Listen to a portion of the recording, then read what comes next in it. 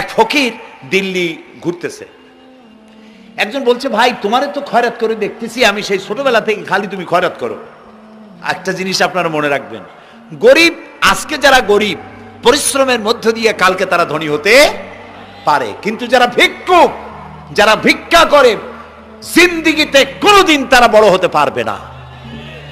ভিক্ষা করা যাদের অভ্যাস, জীবনেও বাড়ি করতে পারবে না, জীবনেও ধনী হইতে পারবে না, কিন্তু গরিব ধনী হইতে পারবে। কারণ হলো আল্লাহর কাছে দুইটা বৈধ জিনিস অত্যন্ত ঘৃণিত। কয়টা? একটা হলো তালাক, আর একটা হলো ভিক্ষাবৃত্তি, মানুষের কাছে চাওয়া। আল্লাহ পছন্দ করেন না।